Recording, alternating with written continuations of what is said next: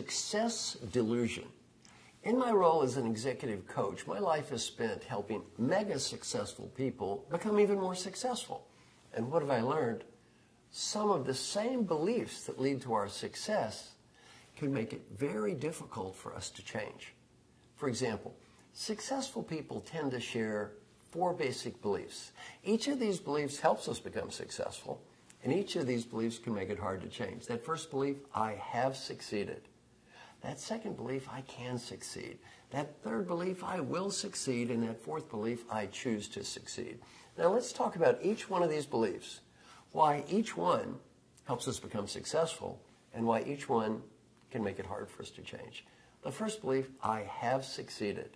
I've done an exercise with over 100,000 people from around the world. I say, compare yourself to your professional peers. How many think you're in the top 2, 5, 10, 20, 30, 50, or other? What have I learned? About 70% of everyone I've ever worked with thinks we're in the top 10% of our professional peer group. About 82% of us think we're in the top 20, and about 98.5% of us believe we are in the top half. What have I learned? Successful people are delusional. And the more successful we become, the more delusional we get. Have you ever been promoted? Everyone starts laughing at your jokes. Everyone writes down your comments. Well, maybe we're not quite as funny and as smart as we think we are. This delusional belief that I can succeed actually is positive. The most realistic people in the world are depressed. Here's the problem. We all tend to overrate ourselves relative to our peers and overcredit ourselves relative to our performance. Nothing inherently bad about that. Here's the problem. We all tend to accept feedback from others that's consistent with the way we see ourselves. And we all reject or deny feedback from others that's inconsistent with the way we see ourselves. The better we feel about ourselves, the harder it is for us to hear negative feedback. And also, the higher we move up in the organization, this is not a theory, it's a fact, the harder it is for us to get negative feedback. Why? We have power, people are afraid of us. Given the fact it's hard for them to say it and hard for us to hear it, you can see why this element that leads to success can make it very hard to change. That second belief is, I can succeed. Number 1, I have succeeded. Number 2, I can succeed. Well, we believe we can do it. We have self-confidence, and self-confidence is a good thing. The only thing is, we tend to overestimate our own abilities.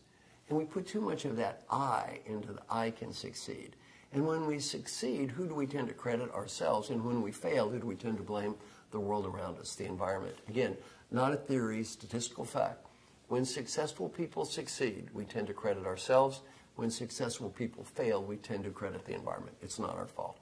That third is, I will succeed. Now, again, obviously, people who believe they will do something are much more likely to do it. Here's the problem. Successful people chronically overcommit.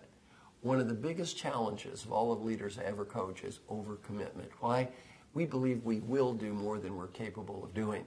This is especially true in nonprofits. I was the coach of the CEO of nonprofit organizations. His biggest problem by far, chronically overcommitting his people. His mission was to help the most vulnerable people in the world, and I had to tell him, your mission is to help the most vulnerable, not create the most vulnerable. Well, he was so believing he could do things that he tended to overcommit himself, and given that he led a large organization, he tended to overcommit everyone else as well. So what to believe? I have succeeded. I can succeed. I will succeed. And finally, I choose to succeed. Now, what does that mean? Successful people, we believe we're doing what we're doing because we choose to, not because we have to. If we do what we do because we have to, we are compliant. If we do what we do because we choose to, we are committed. And obviously, commitment is a good thing. Here's the problem.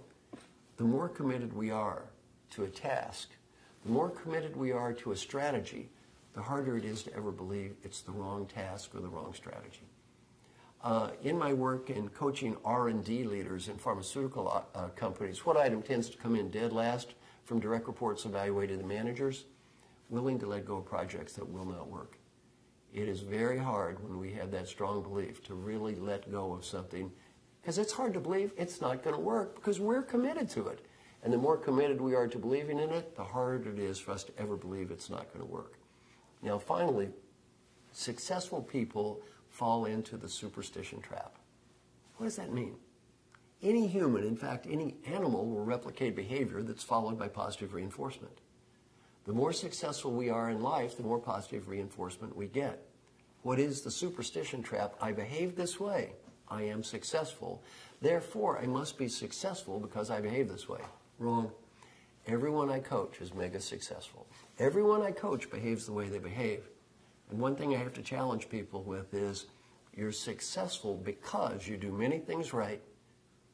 You're successful in spite of doing some things that are pretty stupid. And I've never seen anyone so wonderful, there was nothing on that in spite of list.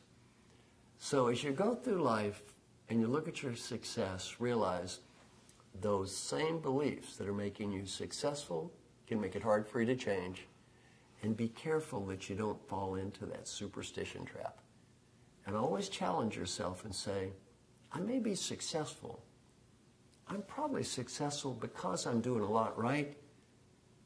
And I might be successful in spite of doing some things that are not so brilliant.